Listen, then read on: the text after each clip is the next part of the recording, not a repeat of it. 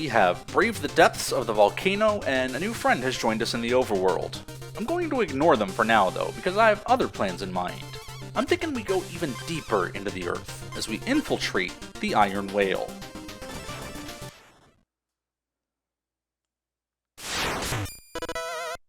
Much like Mole Knight's stage, we are once again introduced to another new block type, though this one is only in this stage. These bubble platforms will disappear once you step on them. Nothing too complicated. Now these snails are pretty fun. Give their shells a good smack, and they're going to go ricocheting around the entire room, destroying any blocks and damaging any enemies they come into contact with. Most importantly, it's really fun to do. So of course, every retro platformer needs an underwater level, and Shovel Knight does not fail to deliver in that regard. I'm not the only thing with affected physics though. As you can see, these energy balls being shot out by these purple sea creature thingies.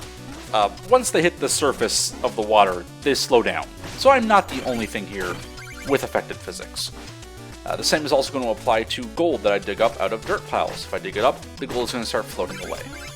It's little touches like these that make this stage a little less intolerable than most underwater levels. Not that this stage is intolerable, just underwater stages in retro games are never the most fun to play through. Now here we are also introduced to the latest and greatest in the snail variation of enemies. These black ones cannot be destroyed. They don't take damage. If I hit them, I just bounce away. So for these guys, it's just a matter of finding the opening in their patterns and slipping on in between them.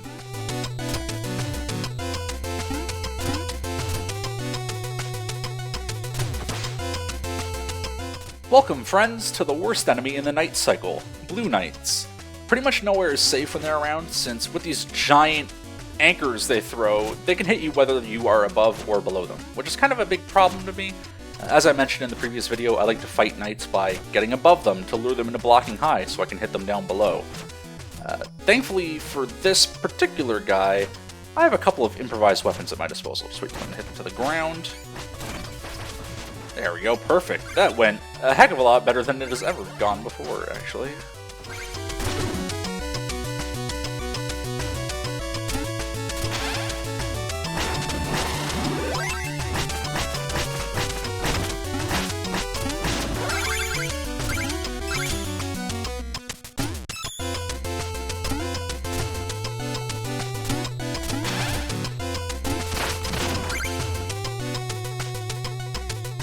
I really like the way these platforms are laid out. A lot of retro platformers have platforms that when you step on them, they will fall away from underneath you. And you'd think that'd be the case here, like they have the spikes perfectly laid out below them.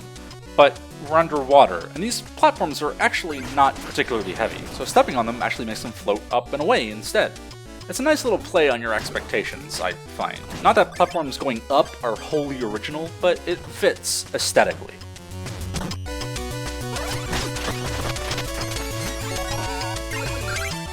Now this fishing spot does have a goldfish, but much like the gold from dirt piles, just give me a second to fish him up here. Sorry, I pressed the button too early. Give me a second here.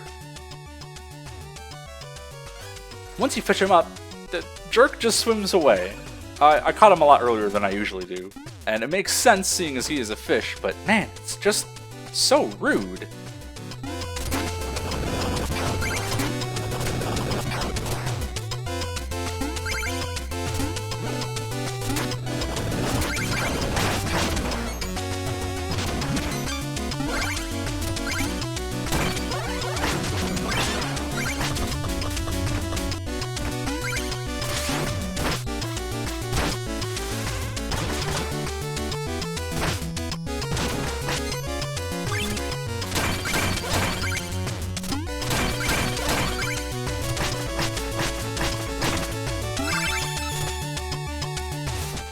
If you find yourself enjoying the tune in this stage, which I don't see why you wouldn't, it's a very good tune.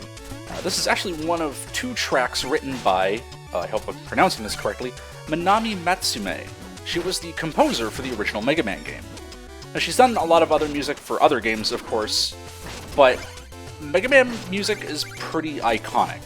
And with Shovel Knight being a game that is heavily trying to evoke the feel of old retro games, I just think it's really cool that they could get someone who was a part of that era to help shape this game's development, even if it is just a couple of songs. And also, the person who has done the soundtrack for the rest of the game, Jake Kaufman, he has gone on record saying that Minami Matsume was a huge influence on him when he was growing up. So that in its own is also pretty cool.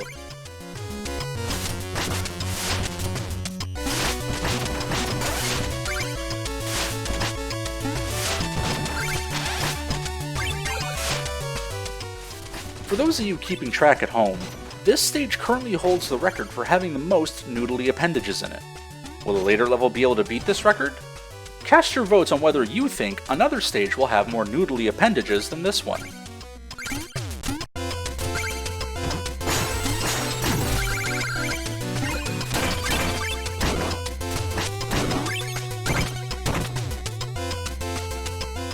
Hey, alright! Pretty nice of Chester to leave treasure here just out in the open. This is the first one we haven't had to go out of our way to find. Oh, Chester? My, have you changed! You've gotten very ugly, I must say. And pretty angry, too.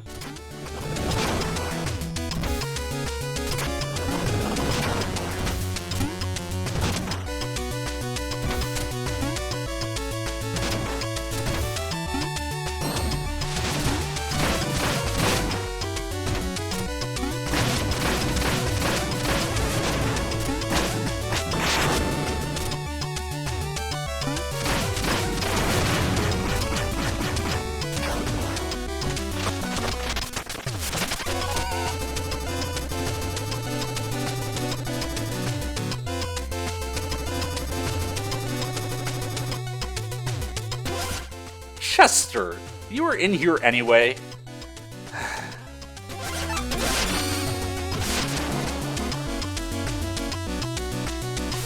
The throwing anchor is a very good weapon, if a little unoriginal.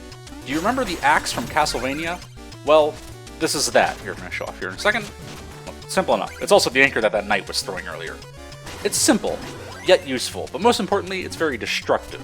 Can't really complain. Now this room is where my controls really start to fail me. As I mentioned in the last video, I have my sub-weapons bound to holding up and pressing attack at the same time. Problem is, because of that, now I can't use sub-weapons. If I try to hold up and attack, I'm just climbing up the ladder rather than throwing a sub-weapon. Which is a shame, because in this room I'd really love to chuck a few anchors. It'd be really useful. It's limiting, I'll admit, but it's the price I pay for nostalgia.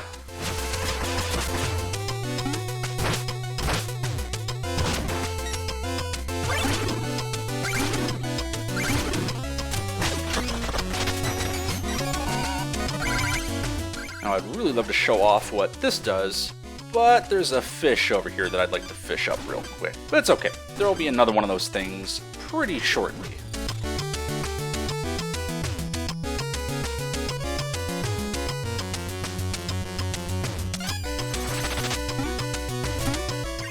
Excellent. Glad he got caught up against that bubble, so he wasn't a horrible, horrible hassle to go catch.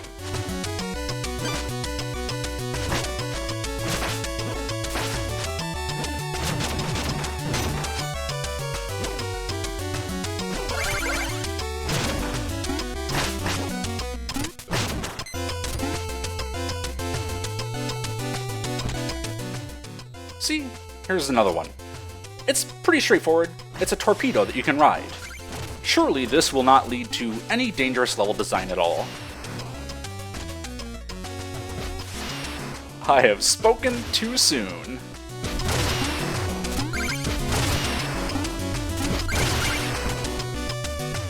This knight is kind of the worst. The low ceiling here up against him really hurts, since it really limits the angle at which you can approach him.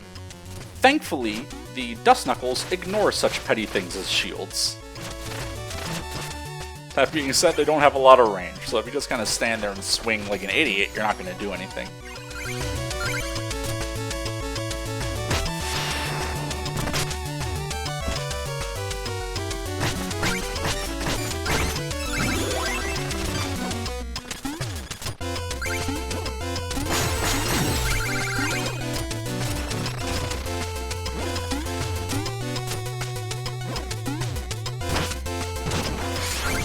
Could someone tell me what the deal is with this Goku guy? How come he can fly? What are these green energy balls he's shooting at me? There's something about this guy that makes him stand out so much to me. I really want to know more about him.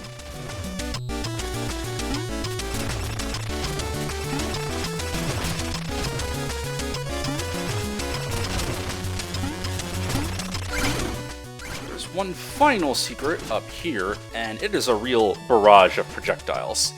I can destroy these guys up here with the anchor, which I'm going to attempt to do. That being said, once I do, I cannot get their treasure. Personally, I feel the real treasure in this room is not being bombarded by these... What are they, shrimp? I honestly have no idea.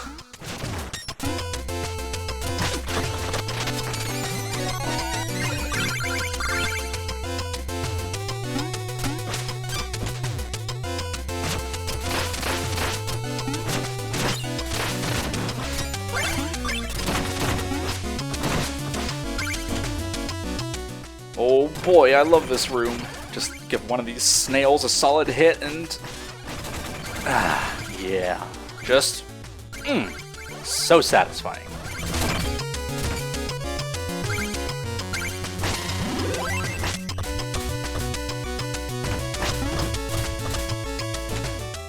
So now we're into the final stretch of the stage. Now I do need to be quick on the draw here, since even when these walls are being destroyed, there's a chance they can push you backwards.